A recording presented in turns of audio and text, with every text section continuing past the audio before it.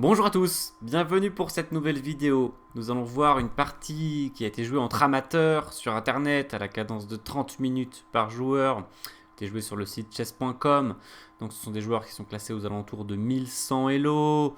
Donc bon, toujours difficile de dire la correspondance entre les classements internet et les classements réels. Bon, disons que ça joue aux alentours de 1200 Elo, voilà, pour avoir une petite idée du niveau des joueurs. En tout cas, j'ai sélectionné cette partie car j'ai trouvé qu'il y avait des erreurs typiques d'amateurs et donc je vais vous conseiller, notamment pour profiter de ces erreurs. Alors sans plus tarder, on ouvre par E4, C5, une défense sicilienne, cavalier F3, cavalier C6. Les blancs choisissent le coup C3. D'ailleurs, je peux quand même rajouter éventuellement le son des pièces. Voilà. Donc ici, les blancs jouent une variante à la pine, pardon. Puisqu'ils jouent avec C3, ils veulent mettre le pion en D4. Il y a eu les coups cavalier F3, cavalier C6 intercalés, ce qui peut être rencontré, qui ne modifie pas fondamentalement la variante, puisqu'en général, ce sont les cases que vont utiliser ces deux cavaliers pour se développer dans les variantes principales de la lapine. La vraie à lapine, on la rencontre immédiatement. Normalement, voilà, ça c'est la version la plus fréquente, C3 immédiatement. Bon, mais avec les cavaliers intercalés, c'est très similaire. Les noirs ont joué le coup G6. Déjà, ça part pas très bien côté noir, car ici, il est bien connu que les noirs ont vraiment deux coups qui sont acceptables, on peut dire, puisque, voilà, il va y avoir une grosse thématique par rapport au centre d'entrée de jeu dans cette partie. Les blancs ont indiqué clairement leur intention de faire pion D4 pour installer deux pions dans le centre. Déjà, ça doit alerter les noirs qui doivent se dire attention, il ne faut pas que j'autorise ce coup. Donc, vous voyez, il faut être très vigilant. Dès le troisième coup de la partie, il faut vraiment comprendre les enjeux. Donc ici, G6, les noirs n'ont pas compris les enjeux. Donc les deux coups conseillés, c'est D5 qui contre-attaque sur le pion en E4. Donc les blancs ne peuvent pas faire tranquillement leur coup D4. Voilà, donc ça continue en général. Pion prend, dame prend. La dame sort, mais il n'y a pas cavalier C3 pour l'attaquer. Donc c'est plutôt acceptable. Après D4, la partie à transposer dans une grande variante de la lapine. Voilà. Il y a beaucoup de théorie ici, mais bon, en gros, les joueurs vont développer leurs pièces, voilà. L'autre possibilité, c'est un autre coup de contre-attaque, c'est cavalier F6, qui attaque encore le pion E4. Donc, une fois de plus, les blancs ne peuvent pas tranquillement installer leur pion au centre. Et donc, ça continue en général par E5, cavalier D5, pion D4. Et puis, même chose, c'est une variante bien connue de la lapine, et il y a pas mal de théories, plusieurs façons différentes de jouer pour les deux camps. Donc ça, c'est des façons de jouer qui sont répertoriées et qui sont conseillées. G6 a été joué dans cette partie. Les blancs jouent D4. Et les noirs répondent par un coup non seulement curieux, mais en plus mauvais, c'est E6. Voilà, donc quatrième coup de la partie qui aggrave le troisième. Ça commence déjà à sentir le roussi pour les noirs. Donc ça va pas du tout. Le coup E6 ne va pas du tout avec le coup G6. En vérité, quand on a joué G6, c'est comme si on avait indiqué à notre fou, on lui avait dit tu vas venir en fianchetto. Voilà, c'est ça que tu vas faire dans ce développement, dans cette ouverture. Et puis soudain, on joue E6. Alors, un peu comme si on lui dit, tu protèges ton pion finalement, et peut-être que tu vas te développer en E7. Mais on lui avait dit, tu vas aller en G7. Et là, il dit, mais je ne comprends plus. À gauche, à droite, je suis perdu. Et effectivement, regardez ce coup E6 qui affaiblit la case D6 irrémédiablement, ainsi que la case F6. Donc on vient déjà de perdre le contrôle de deux cases très importantes, D6 F6, dans notre camp, après seulement 4 coups. Donc voilà pourquoi on ne joue jamais avec E6 et G6. Retenez que le fou doit aller d'un côté ou de l'autre, mais pas les deux en même temps. Donc ici, bon, de toute façon, on attendait le coup C prend D4, probablement, et après pion prend. il faut absolument lutter contre ce centre. Bon, ce qui n'a pas été fait plus tôt, mais il faut bien le faire à un moment donné. Le problème, c'est que c'est déjà une version pas très favorable ici, puisqu'après D5 qui serait plutôt conseillé, après pion prend, dame prend, on se fait attaquer la dame. Donc c'est une version un peu défavorable. Bon, ce que je veux dire, c'est qu'au pire, on peut jouer par exemple D6. Ici, et on essaye voilà, de jouer fou G7 au prochain coup. On n'a pas donné de case dans notre camp, c'est important, et on essaie de survivre. Voilà. Après D4, sinon, un autre bon coup ici, c'est D5 immédiatement.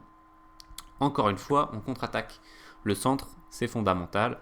C'est notre seule chance, en vérité, d'avoir une partie jouable, pratiquement. Donc après D4, il y a eu E6. Et maintenant, je vous invite à trouver comment jouer avec les blancs. Je vous invite à mettre la pause pour déterminer le meilleur coup des blancs. C'est déjà un moment important de la partie. Je vous invite à mettre la pause.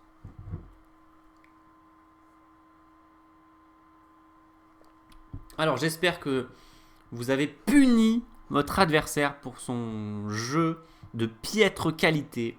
Voilà, regardez, on est seulement au 5e coup de la partie. C'est déjà l'heure de la punition. Et oui, voilà ce qui se passe quand on néglige le centre et qu'on se trompe au niveau des déplacements de pions et qu'on joue E6 avec G6, qu'on affaiblit des cases irrémédiablement. On a déjà commis 2 erreurs très sérieuses et on peut être puni au 5e coup de la partie. Regardez, c'est le coup D5 ici qui s'apprête à punir l'adversaire.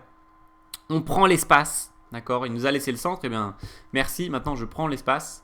J'arrive déjà dans ton camp et j'attaque ton cavalier. Je gagne du temps. Ici, c'est déjà très périlleux pour les noirs. Ils sont à 2 doigts de perdre la partie. Donc, croyez-le ou non. Voilà, donc il faut chercher des coups agressifs. Hein. Dans la partie, il y a eu fou C4. Bon, c'est pas très agressif. Et en plus, ça s'expose au coup D5. Donc, c'est doublement inadapté. Donc bien sûr on peut jouer des coups de développement hein, comme fou E2, fou D3, fou B5 mais c'est pas du tout incisif et ça n'essaye pas du tout de profiter de la situation. Bon, déjà un coup qui voudrait un peu plus essayer de profiter de la situation, ce serait pion E5 en disant je vise les 2 cases qui ont été affaiblies par les noirs. C'est juste qu'on est un peu loin avec le cavalier pour venir aider le pion E5 et venir profiter justement des cases. Donc ça va prendre un peu de temps. Sinon par la case C4 c'est aussi une possibilité. Mais c'est un peu long. Il aura fait D6 depuis assez longtemps. Voilà. Donc, mais au moins on essaye de profiter. Mais c'est moins. Sinon fou G5 aussi pour dire voilà, tu affaiblis tes cases noires, je t'attaque sur cases noires. Si jamais tu mets ton fou, je peux éventuellement les changer. Et déjà tes cases noires ont un problème. On peut montrer par exemple ceci. Et après E5 qui de nouveau met en lumière les cases affaiblies, on a un peu plus d'emprise sur la position, mais encore une fois, c'est pas très agressif tout ça. Donc ici, il y a un seul coup pour espérer punir l'adversaire, c'est D5. Et regardez, si jamais il joue par exemple cavalier CE7, on peut pousser D6 et après cavalier C6, pousser E5 et regardez, on l'a complètement étouffé après seulement 7 coups. Le fou C8 est bien en peine de se développer, le fou F8 est gêné par les pions, et on a pris totalement l'espace, c'est une catastrophe. Mais il faudra juste réussir à bien s'accrocher au pion E5 qui tient le pion D6. Bon, mais on peut le faire avec des coups comme dame E2, fou F4, voire cavalier A3, cavalier C4, cavalier D2, C4, il faut juste surveiller un peu le coup B5. Mais ici, on a déjà un gros grip sur la position, c'est terrible. Donc, disons pion prend pour essayer de se libérer, mais le problème, c'est que se libérer, ça peut aussi ouvrir la position pour l'attaquant. On sait que l'attaquant essaye toujours d'ouvrir la position. Donc là, finalement, on fait aussi le jeu de l'attaque. Et après, pion prend D5. C'est très dur déjà pour ce cavalier en prise. Et regardez, si on fait le naturel cavalier CE7, eh bien tout simplement, on perd une pièce. On perd une pièce. Alors je vous invite à trouver comment les blancs gagnent une pièce dans cette position. Je vous invite à mettre la pause si vous ne l'avez pas encore découvert. Bon, évidemment, avec l'indication que ça gagne une pièce, on peut tenter de chercher des coups plus agressifs comme D6 attaque la pièce. Elle peut aller à différents endroits, enfin à 2 endroits différents. Ça ne change pas grand chose. Après cavalier F5, nous faisons bien sûr ce dame de échec. Et c'est vrai que cette situation n'est pas fréquente avec le roi qui n'a pas de case, et le pion qui est allé jusqu'à D6 ici, il a réussi à avancer de 4 cases, et on surveille la case E7, et donc on va gagner une pièce d'ores et déjà. Voilà, donc ça c'est sur cavalier E7. Bon, cavalier A5, c'est pas conseillé en général, le cavalier n'a plus de cases, on pourrait presque le perdre après B4. Bon, il y a encore le fou qui surveille, on pourrait quand même peut-être tenter B4, puis on prend dame D4, attaque la tour, et puis on attaque en B4 pour faire pion prend. Par exemple, il fait cavalier F6 pour sauver sa tour, on fait pion prend et le cavalier est perdu ici. Bon, il pourra peut-être s'en sortir avec dame F6 ou des coups comme ça, mais il est déjà à 2 doigts de la catastrophe. Après E prend D5, il peut revenir à la case, sur la case départ, mais on peut jouer D6. Voilà, on est en train d'enfoncer l'adversaire ici. Dès le début de partie, on profite de son jeu qui était totalement imprécis, et de nouveau on menace ce dame 2 échec. Donc après fou G7, le meilleur ce serait fou C4, développe le fou sur une très bonne case, on prépare le petit roc, et comment il peut se développer à part cavalier F6, on ne sait pas trop. Donc dame 2 échec, on déroque déjà l'adversaire, et après roi F8, il menace dame E8 pour essayer d'échanger les dames, et on va juste roquer, et là il a une position catastrophique de nouveau. Donc, moralité, après le quatrième coup E6 des noirs, les blancs pouvaient déjà enfoncer la position avec D5, donc surveiller ce type de coup, voilà, prise d'espace, coup agressif, attaque le cavalier, et on est parfois en train de continuer la route jusque dans son camp sur la case D6. Dans la partie, il y a eu fou C4, regardons la suite. Il y a eu cavalier G, E7. C'est tout de même dommage de la part des noirs de ne pas saisir l'occasion d'attaquer ce fou. Alors on pourrait faire par exemple C prend D4, C prend D4, D5. Et vous savez quoi, malgré le jeu terrible des noirs au début, à cause du coup fou C4, les noirs ici ont déjà presque égalisé. Terrible. Donc cavalier G, E7 a été joué côté noir. Eh bien je vous invite à trouver un coup blanc ici. Alors c'est moins flagrant qu'avant, mais voilà. Une fois de plus, il faut essayer de trouver quand même un coup agressif, un coup qui pourrait mettre l'adversaire en difficulté par rapport aux erreurs qu'il a commises. Je vous invite à mettre la pause. Alors, premièrement, il y a un pion en prise. Pion prend C5. Merci pour ton pion.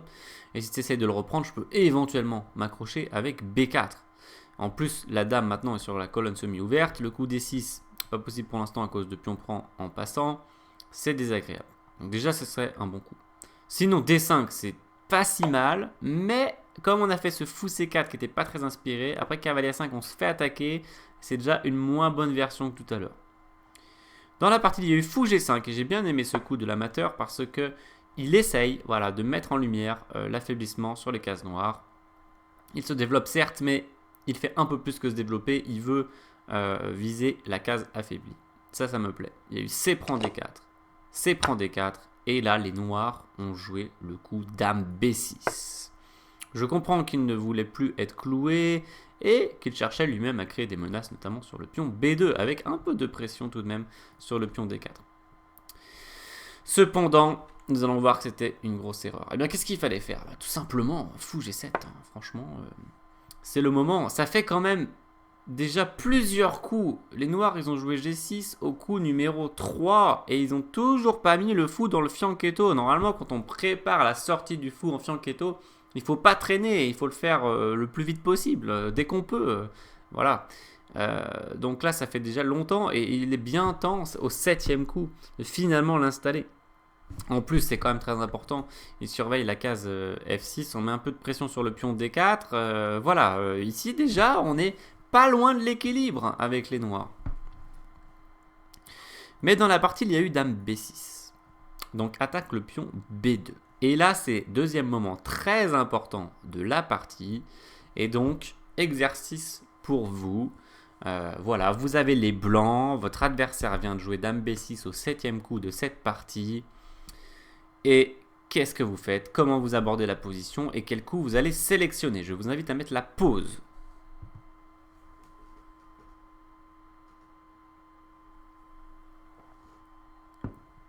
J'espère que dame B6 a sonné comme une nouvelle alerte dans votre tête et que vous vous êtes dit les noirs sont en train de faire n'importe quoi une nouvelle fois. Ils sortent leur dame. On sait qu'il ne faut pas développer la dame en début de partie. Ils sont en train de le faire quand même, alors même qu'ils ont déjà commis plusieurs erreurs. Donc, ce qui se passe ici dans la tête d'un joueur expérimenté avec les blancs, normalement, c'est qu'il doit se dire, déjà, mon adversaire m'a laissé le centre parfait. Ensuite, il n'a pas mis son fou dans son fianchetto. Il a joué E6, qui était un mauvais coup, parce qu'il a affaibli les cases F6 et D6. Il est en retard de développement, puisqu'il n'a pas encore rocké. Nous, on est à une case du rock. Lui, pas du tout. Il n'a pas sorti ses fous. Et qu'est-ce qu'il fait pour compléter ce tableau? Il joue sa dame au début de partie. Donc ça fait en gros au moins 3 ou 4 alertes que les noirs font des mauvais coups d'ouverture, qui ne respectent pas les principes et qui affaiblissent leur position et qui renforcent la position de l'adversaire. Donc quand c'est comme ça, eh bien, vous devez arrêter d'envisager des coups purement défensifs. Comme défendre le pion B2. On s'en fiche du pion B2. Notre adversaire est en train de faire les pires choses qu'on peut faire aux échecs, en gros. Donc, les pires erreurs. Donc là, il faut chercher de nouveau un coup agressif. C'est comme au 5e coup quand on devait jouer D5 pour le punir. Là, c'est encore l'heure de le punir. Donc dans la partie, il y a eu Dame B3. Coup terrible. Coup terrible car ça propose l'échange des dames. Alors même que garder les dames, c'est un des facteurs importants pour profiter d'une avance de développement. On va en profiter par exemple en montant une attaque sur le roi. Donc évidemment, il nous faut la dame. Ça va laisser les noirs enlever complètement la pression. En cas dame prend B3, fou prend B3, fou G7 attaque le pion en D4. Imaginons E5 et cavalier F5 attaque le pion D4. Regardez ici, c'est une catastrophe. Les blancs, ils avaient une position magnifique et maintenant c'est les noirs qui sont en train de mettre de la pression sur le pion D4. Ils vont pouvoir continuer leur développement. Les noirs limite commencent à prendre l'avantage. C'est terrible. Bon, alors on revient à Dame B6. Que faire? Alors évidemment pas des coups qui défendent le pion B2. C'est vraiment pas la priorité. Par contre, il faut des coups agressifs qui tentent de profiter de la situation. Le meilleur, c'est fou F6. D'accord? Voilà, on utilise la case affaiblie. On attaque la tour. On s'en fiche du pion B2. Il peut le prendre s'il a envie. Maintenant, on va juste sauver notre tour. Cavalier BD2. Protège la tour. Ça, c'est protégé 2 fois. On attaque la tour.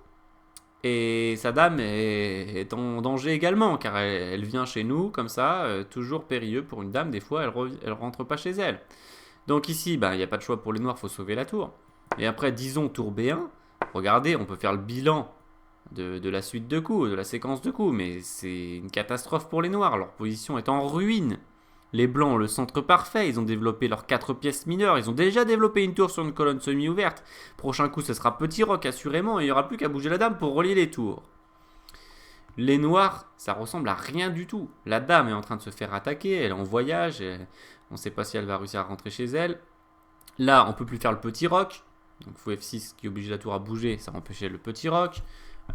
Maintenant, les deux fous sont toujours pas sortis. On a toujours les trous sur D6 et sur F6. Voilà, ça ressemble plus à rien, la position est proche d'être gagnante pour les blancs. Donc fou F6, ça réfute Dame B6, ça réfute le jeu noir en général d'ailleurs, depuis le début de la partie. Voilà, sinon un autre coup agressif, ce serait D5, effectivement, on peut toujours l'essayer. Bon, par contre, il faut faire attention parce qu'il peut jouer plusieurs choses, comme par exemple Dame B4 échec, qui attaque le roi et le fou, et si on ne veut pas perdre la pièce, on doit jouer cavalier BD2. Bon, il peut maintenant attaquer en C4. On sent que c'est moins incisif que tout à l'heure. Ça reste pas si mal, hein, après fou F6. On a toujours l'initiative, voilà, on va peut-être pouvoir faire du A3 pour attaquer la dame, etc. On est quand même en bonne position. D5, j'aime bien au moins l'esprit de dire je veux agresser mon adversaire, parce que je sens qu'il s'est mis en difficulté. Bon, Dame B3, c'est terrible par contre. Dame B3, donc incroyable. Les noirs auraient pu échanger pour enlever toute la pression. Mais ils ont choisi Dame B4 échec. Un coup collinéaire assez inattendu. La dame s'arrête juste avant l'échange. Mais bon, il espère Dame prend et faire cavalier prend pour menacer la fourchette. Bon. Les blancs répondent bien, ils répondent cavalier C3 développement. Et là, les noirs, bon, il fallait qu'ils se résolvent à échanger les dames. Terrible coup qu'ils ont choisi ici après une minute de réflexion. Dame D6. Waouh! Maintenant, ils vont se remettre dans les problèmes. C'est-à-dire que la dame elle-même va être en péril. Les blancs jouent fou F6, attaque la tour.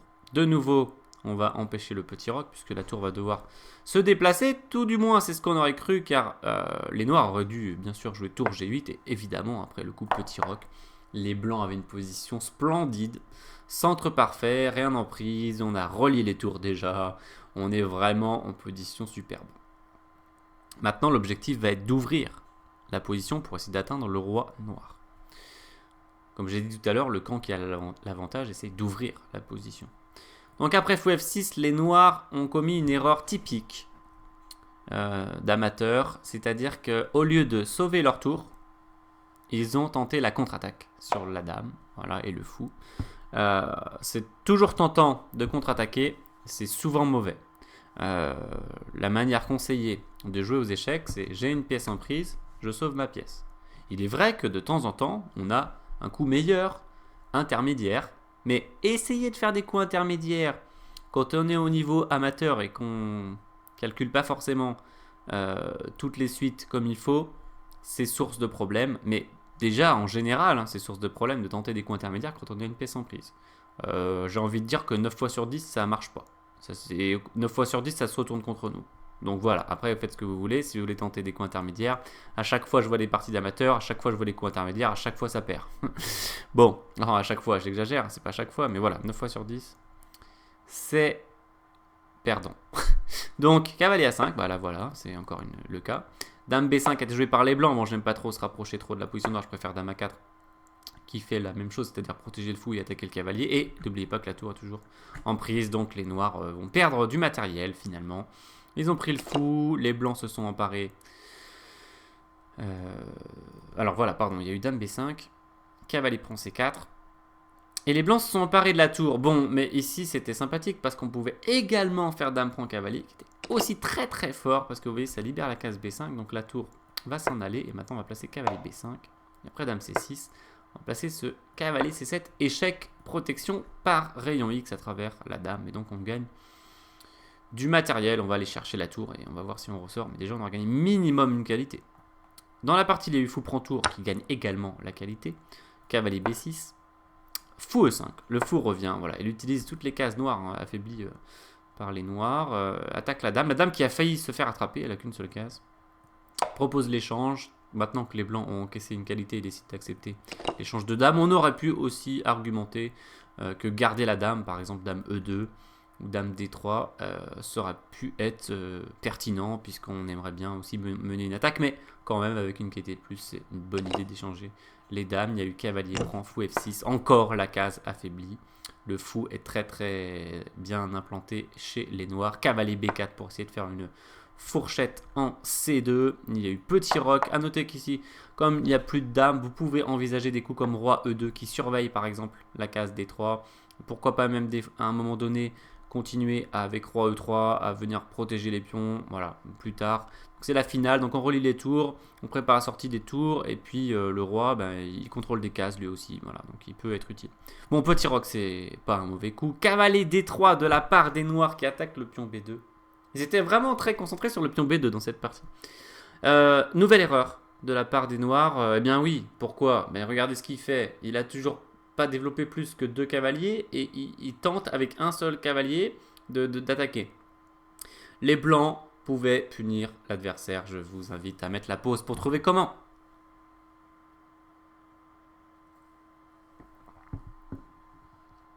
Eh bien, dommage, les blancs jouaient B3, voilà, coup défensif, c'est dommage. Regardez, le roi n'a pas de case, et on pouvait jouer cavalier B5, menace cavalier C7 mat, plus fourchette, et du coup il peut pas tout défendre, il va défendre le mat, et puis on va faire la fourchette. Et on va attraper encore une qualité, ça nous fera 2 qualités de plus. On sera totalement gagnant. Donc après cavalier 3, il y a eu B3, c'est un peu dommage. Il y a eu fou B4, finalement il se développe. Il y a eu cavalier B5 dans cet ordre-là, mais maintenant le roi peut se décaler. Il y a eu tour FD1 attaque le cavalier s'en va. Il y a eu fou E5 attaque le cavalier. Ici, cavalier H5 était plus raisonnable. Les noirs se sont jetés un peu dans la gueule du loup avec cavalier E2 échec. Autre chose qu'on remarque beaucoup dans les parties d'amateurs, c'est qu'ils aiment bien faire échec au roi. Ils adorent faire échec au roi. Ils aiment tellement faire échec au roi. Et une fois sur 2, ça se retourne contre eux, voire plus. J'ai envie de dire que 2 fois sur 3, les échecs ne sont pas, non seulement pas utiles, mais en plus, ils dégradent notre position. Après roi F1, on a le cavalier attaqué, qu'est-ce qu'on fait? Il y avait bien sûr une solution, c'était de s'en aller. Mais les noirs ont commis la même erreur que plus tôt, c'est-à-dire qu'ils ont fait une contre-attaque. Au lieu de simplement sauver la pièce, il fallait partir ici. Et ils ont tenté la contre-attaque sur la tour en se disant que peut-être... Bon déjà, même sur roi prend E2, fou prend A1, tour prend A1, on prend 2 pièces pour la tour, on gagne encore du matériel. Mais encore plus simple, bien sûr, les blancs jouent et gagnent. Et comme c'est pas trop compliqué, on va juste regarder la réponse. Tour A, B1. Regardez, maintenant les noirs restent avec leurs problèmes. Le cavalier E2 n'a plus de cases, le fou C3 est attaqué par le cavalier B5. Donc ça perd une pièce, il y a eu cavalier prend D4, cavalier F prend D4, fou prend D4, fou prend D4. Et pour compléter le tableau, les noirs ont voulu repousser le cavalier. Et ça perdait la partie. Je vous invite à trouver le dernier coup de cette partie, coup gagnant pour les blancs. Je vous invite à mettre la pause une dernière fois. Bon, eh bien, si vous avez trouvé cavalier C7, je vous félicite puisque on attaque la tour, on attaque le cavalier. Donc ici, il ne va pas pouvoir se défendre, il va perdre encore une pièce. Donc déjà qu'il avait une tour de moins, donc c'est la fin. Dans la partie, il n'y a pas eu ça, il y a eu fou C5 échec. Encore l'échec qui fait plaisir, mais est-ce que ça améliore la position? Pas vraiment, peut-être un petit peu dans cette position précise, mais on n'a pas besoin de se casser la tête alors qu'on avait cavalier C7. Au contraire, voilà, dans plusieurs situations, si on intercale un échec en croyant que c'est malin, il peut des fois placer un coup intermédiaire qui libérerait par exemple le fou. Mais ici d'ailleurs, il pourrait... Bon, ok, je suppose que... Regardez, imaginez, on joue fou, prend des 6 échecs, on est très content d'avoir fait nos échecs, et maintenant, on gagne plus de matériel. C'est-à-dire que le cavalier n'est plus en prise. Donc on peut attaquer la tour, mais elle va juste se déplacer. Bon, ok, sa position reste complètement perdante, mais ce que je veux dire, c'est qu'on a failli ne plus gagner de matériel. Voilà, donc ne faites pas échec pour le plaisir de faire échec. Cherchez l'efficacité et l'amélioration de votre position. Donc cavalier C7 mettait fin à la partie. Voilà pour cette partie finalement courte, puisqu'elle a duré seulement 25 coups.